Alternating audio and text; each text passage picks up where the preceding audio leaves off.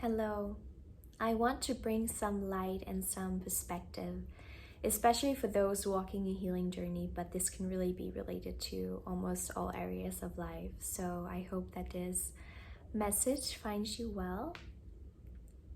A tendency I've seen both within myself, but also in other people that can really subconsciously hold us back, or patterns that consciously hold us back from reaching that new level that we so desire to go to.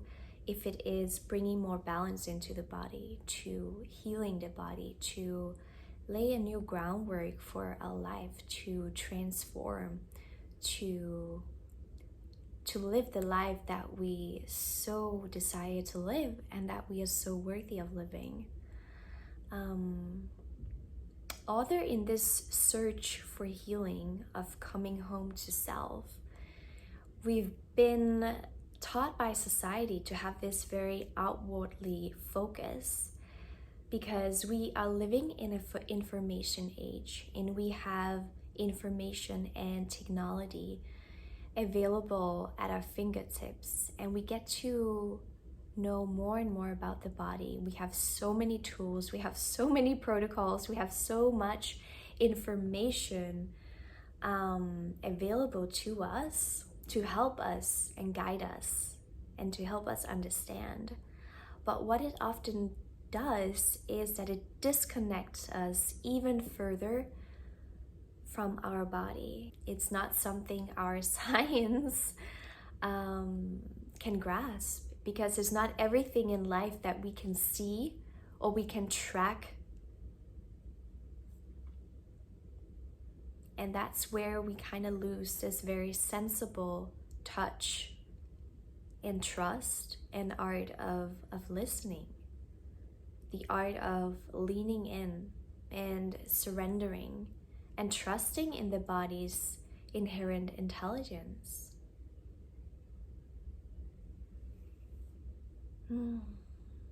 And where this really stems from is that we live in a collective that are very focused on being in control, because we think when we are in control, we are sitting in the driver's seat and we can kind of decide what is going to happen. We are in control of what happens, but we are not. We can maybe be in control to some extent, but you never know what life is going to throw at you. There's things about the body that we cannot track and that we still don't understand through science. And this is also a very masculine focused way of life, way of thinking, way of operating in the world. By this very doing and this very penetrating active energy of going forward, going out there to find the answers, constantly scanning our surroundings. But that is having a very outwardly focused view and a very outwardly focused way of living life.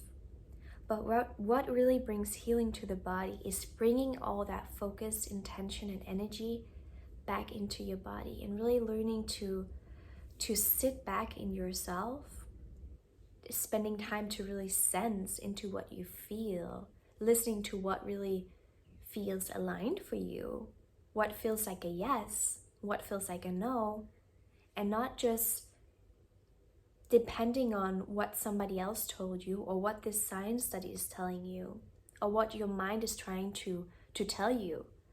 Because the mind is constantly on the seeking for control, and it likes to be in control. It wants to be in constant control. It wants to be in the driver's seat. And it's really about coming back to this more feminine way of living life.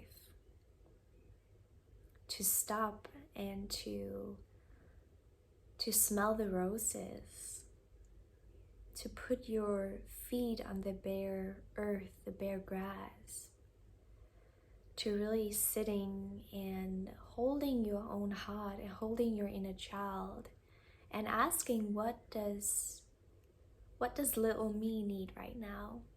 What would be the most loving thing for me to do to little me right now? Is it to go on that detox? Is it to go on that protocol? Is it to buy all these things so I can track everything and kind of seek all control and doing all these panel testing?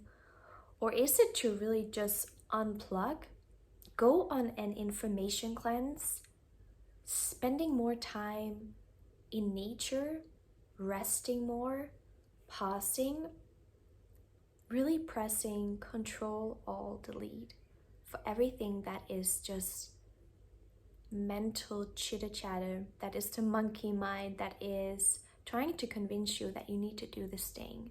Because I can tell you that it will never stop. And there's always going to come that next thing, because that's how society operates. And it's sad, but it's the truth. But it's often not very healing to the body. It's extremely stressing. And especially also if you are a womb holder, if you're a woman, if you're a feminine being. It's so against our nature. We are meant to be the givers of life. We are the caregivers. We are so inherently connected to nature. We are so connected to the moon, to the tides. We are so depending on having light in our life, to having color in our life, to having nature in our life, to have the moonlight in our life. It influences the bodily chemistry big time. The way that we are eating, the way that we are treating and nourishing ourselves, the way that we are nurturing ourselves, our ability to unplug and say, I need time for me. I need time to rest.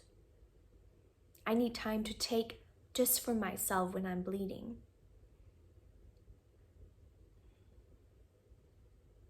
To really care for this gift, to this vessel, to this body that we've been giving in this life. And to really try to bring all the energy that you are bringing into all these outside things, trying to bring that energy within.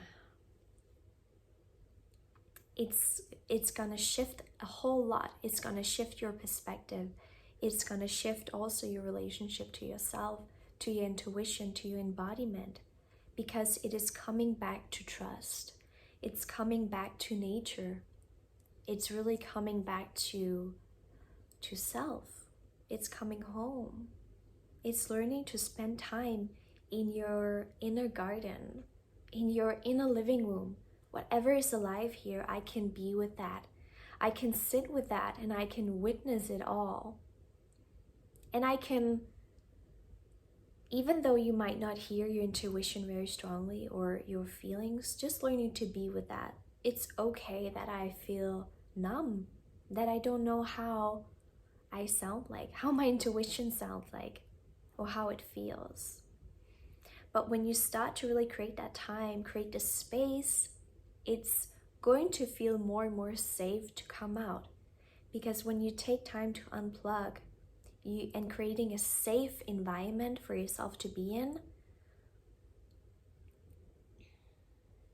you are restoring your nervous system and you're creating safety from within.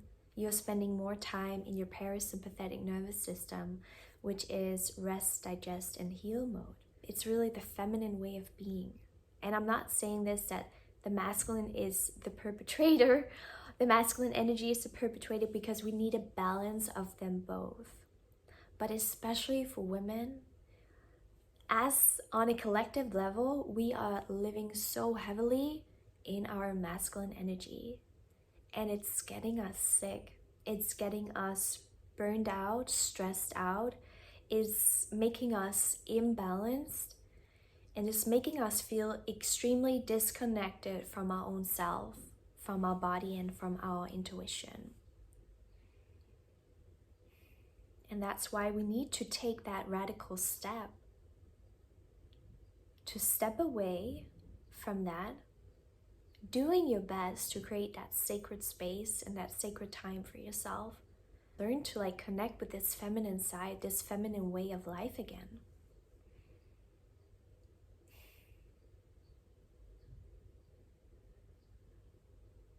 And we need the masculine as well. The masculine is the structure of it all. The masculine is setting the boundaries. The masculine, the healthy masculine, is creating that safe container for your feminine just to come out and flourish and play and explore and rest and come home to self, feeling safe to come out, feeling safe to be born again and to come alive. And even though it might feel unsafe, to embody more of that energy and to unplug and leaning back and trusting and surrendering, it can seem like such alien terms in our society because we are all so focused on being in the driver's seat of controlling, of seeking control. That's also why the mind, it loves diets. It loves being in control. That's also when it really comes back to when we strip all the layers back of an eating disorder and we just look at what it is. It all comes back to feeling out of control and trying to gain control over something. So what will really happen if you let a little bit go of that control and you take this as a permission slip to sit more back and witness more? Being in your own inner garden, being in living room with your feelings and whatever arises, and saying it's okay. I can be here. It feels scary because I never allow myself to be here, but it's okay. I got me. And also just a reminder, everything that's coming up, it's only gonna come up when it's ripe enough. It's only gonna come up when your nervous system is strong enough to hold it. So don't be afraid. Don't be afraid to face it. This took a little bit other turn that I had expected, but I just allowed myself to flow with it, to let come up whatever wanted to be said, and trusting that this might find somebody who needs this message right now. So doing these reframes and really starting to observe self, observe the way that you are interacting and emerging yourself with life, that is really where the deep transformational work lies. It's not so much about changing the supplements or going on the supplements, changing the food.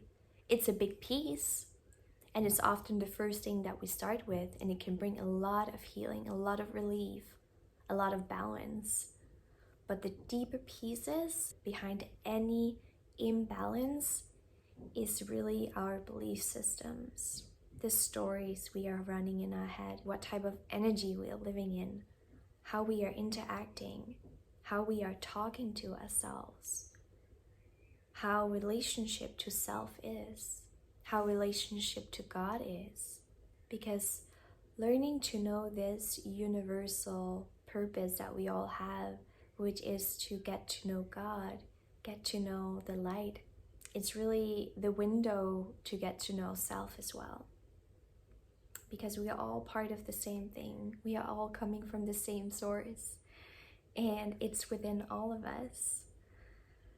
So learning to rest back, to sit back in life, to not be so penetrative and forward, masculine. It's gonna bring a lot of healing for women. We need to come back to nature and to rebalance our biochemistry, to really bring healing into both our individual life, but in our body, but also to the collective and for the world to go forward.